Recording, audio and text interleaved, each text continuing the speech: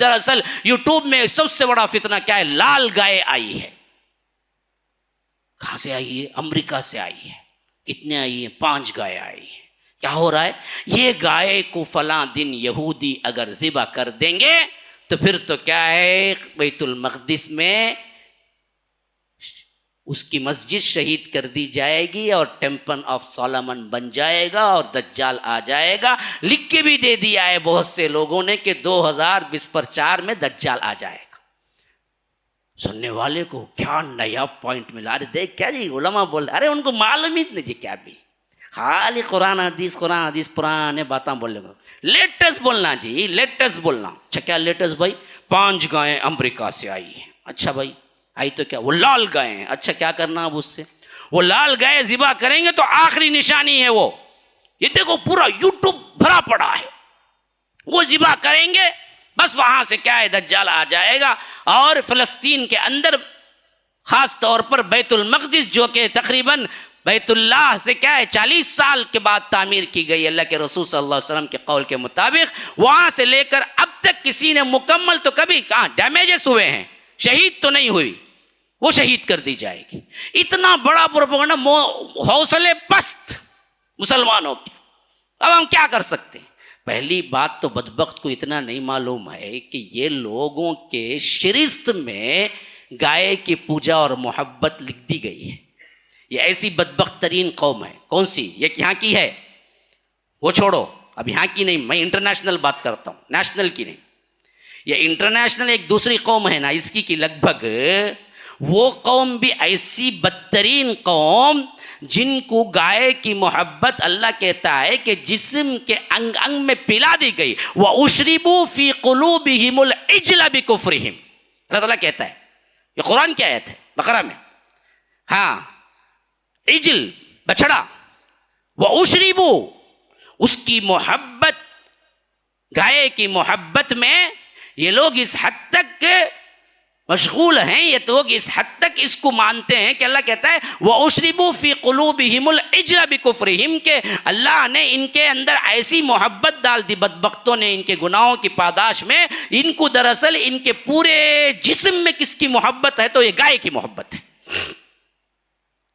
ایسی محبت کرنے والے گائے کی قوم جو آج فلسطین کے اندر غزہ پر بامیں برسا رہی ہے، اس کا کیا تک ہے کہ وہ لا کے اسے ذبح کریں گے؟ بھائی یہی تو بات تھی جب حضرت موسیٰ نے کہا تھا تو انہوں نے کہا کہ حضرت موسیٰ کو مذاق کر رہے، وہ کیوں جی ذبح کریں گے؟ ہاں، جن کی محبت اور جن کو الہ ماننے کا یہ فلسفہ ہے کہ اللہ کہتا ہے وَأُشْرِبُوا فِي قُلُوبِهِمُ الْعِجْلَ کہ ان کے دلوں کے اندر یہ پلا دی گئی یہ محبت. اور اللہ تبارک و تعالیٰ نے ایک معاملے میں جب فرمایا حضرت موسیٰ سے وَإِذْ قَالَ مُوسَىٰ لِقَوْمِهِ إِنَّ اللَّهَ يَأْمُرُكُمْ أَن تَذْبَحُوا بَقَرَةً قَالُوا أَتَتَّخِذُنَا هُزُوًا. یاد کرو وہ موقع جب حضرت موسیٰ علیہ السلام نے اپنی قوم سے کہا تھا کہ اللہ تعالیٰ کہتا ہے کہ تم ایک گائے کو ذبح کرو. اسی تو سورہ بقرہ ہے. سورہ بقرہ نام بھی اسی واسطے پڑا کہ یہ گائے کا قصہ اس کے اندر ہے، ورنہ تو سورہ بقرہ کا مطلب گائے کو کیسے کاٹنا ہے، کون سا گوشت مزیدار ہوگا، کون سا سالن میں کون سا مسالہ ڈالے تو بہتر رہے گا، کیسے کاٹ کے ٹکڑے کرنا ہے، یہ کیا بیان ہوا ہے؟ نہیں. بقرہ کا مطلب گائے ہے، اور اس واسطے یہ نام پڑا کہ بقرہ کا ایک قصہ اس میں آیا ہے. وہ قصہ کیا ہے؟ یہی قصہ ہے کہ جب حضرت موسیٰ نے اپنی قوم سے کہا کہ گائے کو ذبح کرنے کا حکم اللہ دیتا ہے، ان کو اتنا غصہ آیا ان بدبختوں کو، انہوں نے کہا اتتخذنا ہزوا، اللہ تعالیٰ ہم سے مذاق کرتا ہے. حضرت موسیٰ نے کہا کہ اعوذ باللہ ان اکون من الجاہلین کہ میں تو کیا ہے اللہ کی پناہ میں آتا ہوں کہ میں جاہلوں کی سی باتیں کروں، کہ دین میں مذاق کرنا جاہلوں کا کام ہے. میں اللہ کا حکم کہ یہ کروں گا کہ مذاق کروں گا؟ نہیں، واقعتاً اللہ کہتا ہے کہ گائے ذبح کرو. آخر کار انہوں نے پوچھا اس کا رنگ کیسے ہوگا، وہ کیسی ہوگی، وہ فلاں ہوگی، وہ ایسی ہوگی ایسی ہوگی. آخر کار آخری میں جا کے ذبح کیا، جس میں اللہ کہتا ہے کہ فَذَبَحُوهَا وَمَا كَادُوا يَفْعَلُونَ. انہوں نے آخر کار اس کو ذبح تو کیا لیکن کرنے والے کبھی نہیں تھے. ہاں، کادو کا لفظ خاص ہے عربی زبان میں، وہ کام کر تو نہیں کرنے والے تھے لیکن کر گئے، اس کے لیے کادا لفظ آتا ہے.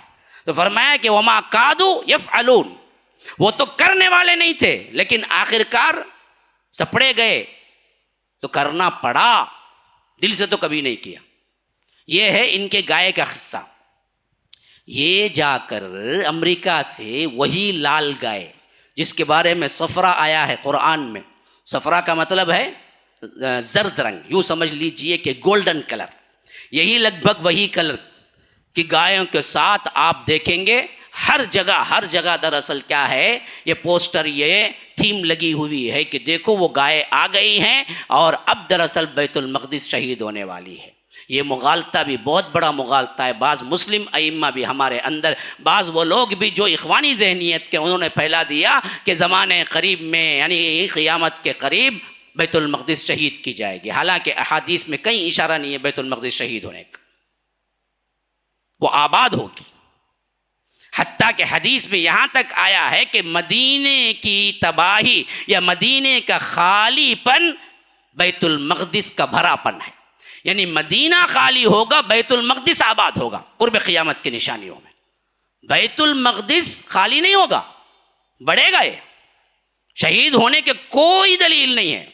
بعضوں نے لگا دی ایسے ہی شہید ہوگا، تو لوگوں نے کیا کر دیا، یہی چیز آگے بڑھا دی کہ ایک دن بیت المقدس شہید ہو جائے۔ شہید ہونے کہیں فرمایا کہ خراب و یثرب، مدینہ جب خالی ہوگا یا برباد ہوگا یا خراب ہوگا، اس وقت عمران و بیت المقدس، فرمایا کہ اس وقت بیت المقدس آباد ہوگا۔